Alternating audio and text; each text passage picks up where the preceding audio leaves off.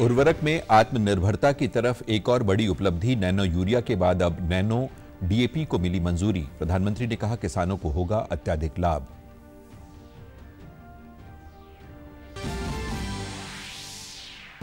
मुख्यमंत्री मनोहर लाल ने वृद्धावस्था सम्मान भत्ता के नए लाभार्थियों से किया संवाद। कहा, अगले वित्त वर्ष में 80 वर्ष से अधिक आयु के बुजुर्गों के लिए शुरू करेंगे प्रहरी योजना। चरखी दादरी में 11 से 13 मार्च तक आयोजित होगा राज्य स्तरीय पशु मेला। कृषि मंत्री जेपी दलाल ने तैयारियों का लिया जायजा।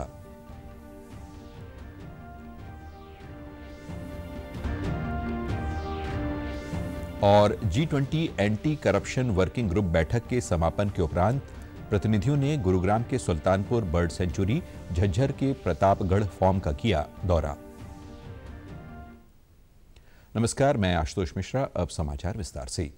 प्रधानमंत्री नरेंद्र मोदी ने कहा है कि नैनो तरल डीएपी उर्वरक को मंजूरी दिए जाने से किसानों का जीवन सुगम होगा।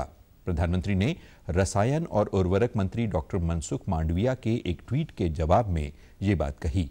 डॉक्टर मनसुख मांडविया ने कहा कि कृषि मंत्रालय ने नैनो डीएपी को मंजूरी देकर इसे अधिसूचित कर दिया है। उन्होंने कहा कि इससे किसानों के जीवन में बदलाव आएगा और आत्मनिर्भर भारत के प्रधानमंत्री नरेंद्र मोदी के दृष्टिकोण को मूर्त रूप देने में इससे मदद मिलेगी। नैनो डीएपी का उत्पादन उर्वरक निगम इफ्को द्वारा किया जाएगा और ये देश की कृषि और अर्थव्यवस्था के लिए क्रांतिकारी परिवर्तन सिद्ध होगा। मुख्यमंत्री मनोहर लाल ने कल चंडीगढ़ से वृद्धावस्था सम्मान भत्ता के नए लाभार्थियों से संवाद किया। वृद्धजनों ने मुख्यमंत्री का धन्यवाद करते हुए कहा कि बुढ़ापा पेंशन बनवाने के लिए उन्हें सरकारी कार्यालयों के चक्कर नहीं काटने पड़े। ये सब परिवार पहचान पत्र के कारण संभव हो सका। मुख्यमंत्री ने कहा कि बुढ़ापा पेंशन पहली स्कीम है जिसे सरकार ने परिवार पहचान पत्र से जोड़ा और ये अत्यंत सफल प्रयोग रहा है।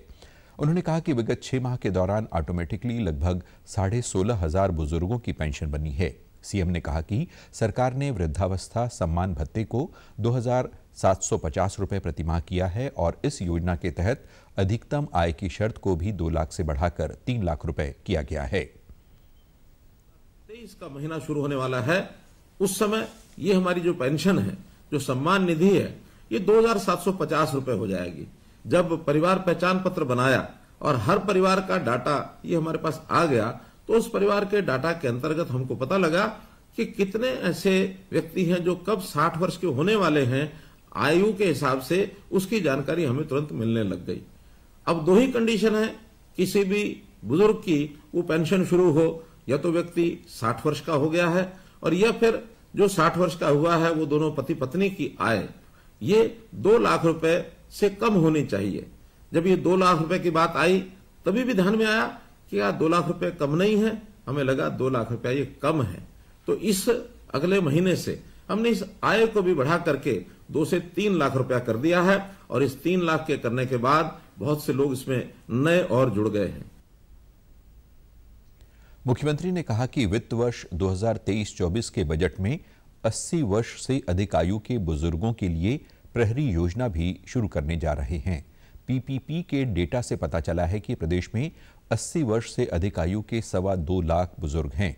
प्रहरी योजना में इन बुजुर्गों की कुशल क्षेम जानने के लिए सरकारी कर्मचारी या वॉलंटियर्स महीने में एक बार उनसे व्यक्तिगत रूप से मिलने जाएंगे। परिवारों के लोग हैं उनको कहें कि वॉलंटियर बनकर के ऐसे बुजुर्ग जिनकी आयु 80 साल से ऊपर हो गई है, इनकी देखभाल करने के लिए कम से कम और कुछ ना करें, महीने में एक बार जाकर उनका हालचाल पूछें। कोई अस्वस्थ है, कहीं किसी की परिवार के अंदर स्थिति ऐसी तो नहीं है कि परिवार में कोई देखभाल नहीं करता है, कोई अकेला तो नहीं रहता है, उसके कुशल क्षेम, उसकी बीमारी, उसका खान पान, उसको आवश्यकताएं जितनी होती हैं उसकी पूरी हो रही हैं कि नहीं हो रही हैं। क्योंकि ये भी लगभग 2.25 लाख लोग ऐसे हैं जो 80 वर्ष से ऊपर हैं। तो इन 2.25 लाख लोगों की भी चिंता हमको करनी चाहिए। ये हमारे बुजुर्ग हैं। चरखी दादरी जिले में 11 से 13 मार्च तक राज्य स्तरीय पशु मेला आयोजित किया जाएगा। मेले में आने वाले लोग पशुओं के रैंप पर कैटवॉक के साथ साथ उनके करतबों से भी रूबरू होंगे। इसके लिए पशुपालकों को विभिन्न श्रेणियों में लाखों के इनाम दिए जाएंगे। कृषि एवं पशुपालन मंत्री जेपी दलाल ने मेले की तैयारियों का निरीक्षण किया और अधिकारियों को आवश्यक निर्देश दिए। उन्होंने बताया कि राज्य सरकार किसानों और पशुपालकों को प्रोत्साहित करने व नवीनतम तकनीकों से अवगत कराने के उद्देश्य से पशु मेला आयोजित करने जा रही है। मेले में पशुपालकों को बुलेट, बाइक, स्कूटी जीतने का भी मौका मिलेगा। जेपी दलाल ने कहा कि मेले में लोगों के लिए खाने की व्यवस्था की जाएगी और मनोरंजन के लिए रागनी कार्यक्रम, हरियाणवी डांस और भांगड़ा का आयोजन भी होगा। वहीं मेले में पशुपालन, कृषि व बागवानी से संबंधित उत्पादों और यंत्रों की प्रदर्शनी भी देखने को मिलेगी। हरियाणा के जो उत्कृष्ट पशु हैं, पशुपालक हैं, वो यहाँ आएंगे और सारे पशुपालक साल के अंदर इंतजार करते हैं कि कब ये मेला लगे, क्योंकि लाखों रुपए के इनाम उनको मिलेंगे। अपने पशुओं का प्रदर्शन करेंगे और हर रोज़ लाखों किसान आएंगे। जो हरियाणा का उत्कृष्ट पशु है, पशुधन है, उसको देख के जाएंगे। इससे ये फ़ायदा होगा कि हमारे हरियाणा के किसान की आमदनी बढ़ाने में पशुपालन का जो योगदान है वो बहुत ज़्यादा होगा। और इसमें हमारे केंद्र से मंत्री भी आएंगे और क्लोजिंग के दिन इनाम बांटने के लिए मुख्यमंत्री मनोहर लाल जी भी आएंगे। बहुत सारे और सांसद, मंत्री, एमएलए इसमें भाग लेंगे और हरियाणा की जो सबसे अच्छे गायक कलाकार हैं, सारा दिन वो मनोरंजन का कार्यक्रम होगा। और जो मेला में भाग लेने किसान भाई आएंगे, उनके खाने पीने की व्यवस्था भी बहुत अच्छी होने की है।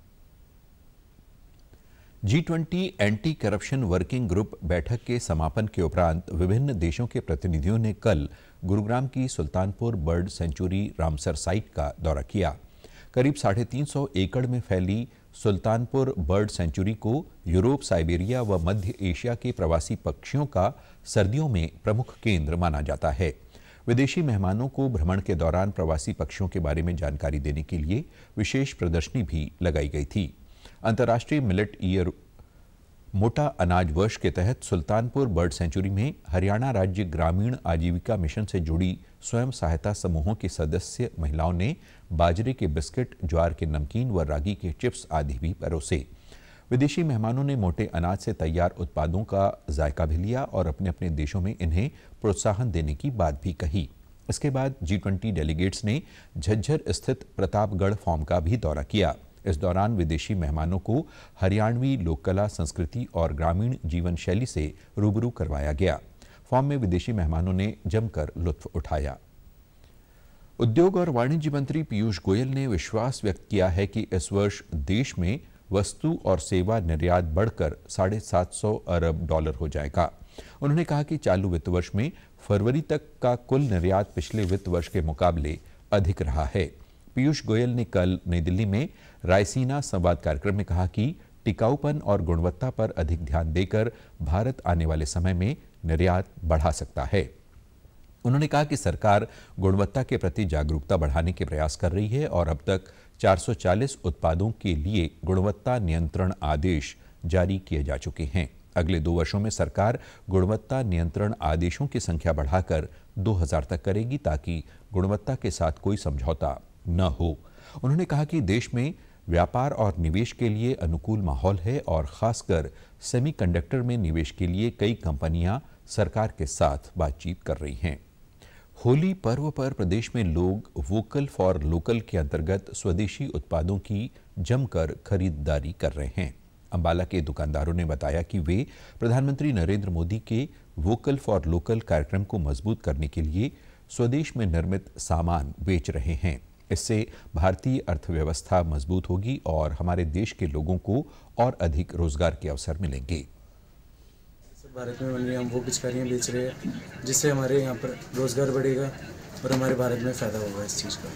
हमारे युवा भाइयों को भी फ़ायदा होगा इसका सारा श्रेय हमारे श्री प्रधानमंत्री जी को जाता है। ये उन्हीं की ही स्कीम चलाई हुई है। इसके हक में है, सारा कुछ जो है वो देश के हक में है, ताकि हम स्वदेशी बने, अपने देश का सामान खरीदें, अपनी पब्लिक को साकार करें और पब्लिक को काम दें। स्थानीय लोगों ने बताया कि वे होली पर सब सामान देसी ही खरीद रहे हैं, जिसमें पिचकारी और रंग शामिल हैं। उन्होंने कहा कि हमारे देश में बना हुआ सामान अन्य देशों के मुकाबले बेहतर है। ऐसे में लोगों को चाहिए कि वे सदा स्वदेशी सामान का ही प्रयोग करें। आ रहा है तो हम स्वदेशी के साथ सामान के साथ होली मना रहे हैं, जिससे हमारे देश में स्वदेशी का प्रचार भी होगा और गरीब लोगों का स्वदेशी का मान लो कि रोजगार मिलेगा, लोगों को इसका बहुत फायदा होगा। तो हमारे प्रधानमंत्री नरेंद्र मोदी जी भी स्वदेशी का प्रचार कर रहे हैं, हम उनको बहुत अच्छा सहयोग देंगे। इससे बहुत ज़्यादा तरक्की होगी। जो हमारे लोकल भाई अपना सामान बना रहे हैं उनके भी घर का आय सुधरेगी और उनको एक अच्छा नया जीवन बिताने का अवसर प्राप्त होगा। वोकल के लिए बहुत बढ़िया उनका प्रोग्राम है ये कि भी जितना ज़्यादा भारत में बनी चीज़ों का इस्तेमाल होगा उससे भारत में उतनी ही आर्थिक उन्नति होगी। मध्य प्रदेश में हाल ही में संपन्न हुए खेलो इंडिया यूथ गेम्स 2022 में फतेहाबाद के बनगांव की 17 वर्षीय भाला फेंक खिलाड़ी दीपिका ने नया राष्ट्रीय रिकॉर्ड बनाया है। दीपिका खेलो इंडिया यूथ गेम्स के पिछले 3 संस्करणों में लगातार पदक विजेता बनी है। 2020 में रजत पदक, जबकि 2021 और 22 में उन्होंने स्वर्ण पदक जीते हैं। दीपिका अंडर 18 वर्ग में भी जैवलिन थ्रो में देश में प्रथम स्थान पर है।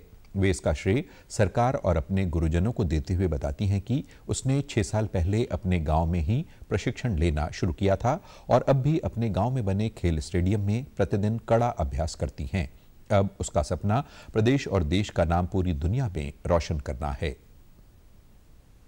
आपने खेलो इंडिया में गोल्ड मेडल हासिल किया है, कैसा महसूस कर रहे हैं? अच्छा महसूस करिए और मैं आगे ऐसे अच्छा करते रहूँ। खेल के प्रति आपको प्रेरणा कहाँ से मिली? खेल के प्रति प्रेरणा मेरे कोच हनुमान सिंह से मिली। मैंने उनको करवाते हुए देखा था तो मैंने वहीं से प्रेरणा ली। क्या सरकार ने आपका कोई सहयोग किया?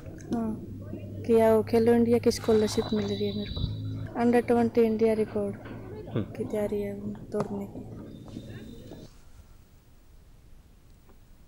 वहीं दीपिका के पिता सुशील कुमार ने बताया कि उन्होंने छोटे किसान होने के बावजूद बेटी को कभी कोई कमी नहीं आने दी। उन्होंने कहा कि मुझे अपनी बेटी पर गर्व है कि उसने प्रदेश का नाम ऊंचा किया है। वे इसका श्रेय केंद्र और प्रदेश सरकार की नीतियों को देते हैं, जिसके बल पर दीपिका राष्ट्रीय रिकॉर्ड बना रही है।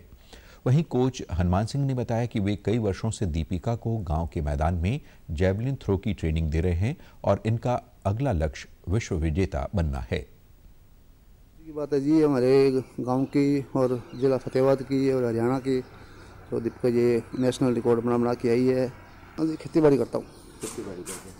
दीपिका ने खेलो इंडिया में मेडल गोल्ड दूसरी बार जीता है। इससे पहले सिल्वर मेडल भी जीता है और पिछले दोनों मेडल इसने इंडिया रिकॉर्ड के साथ जीते हैं जी। और टोटल अंडर 18 में दीपिका ने 4 बार नेशनल रिकॉर्ड किया है और इससे पहले 2 बार अंडर 16 में रिकॉर्ड किया है। एक तरफा मुकाबला था बिल्कुल और पहले से तैयारी थी। थोड़ा सा हम थ्रो कम कर पाए और हमारी तैयारी 58-60 मीटर के करीब थी जी। तो पहला थ्रो हालांकि इसने अच्छा किया और लग रहा था काफ़ी अच्छा करेगी। उसके बाद में थोड़ा एंगल ज़्यादा हो गया, इसके कारण परफॉर्मेंस अच्छी नहीं आई। समाचारों में आज इतना ही। नमस्कार।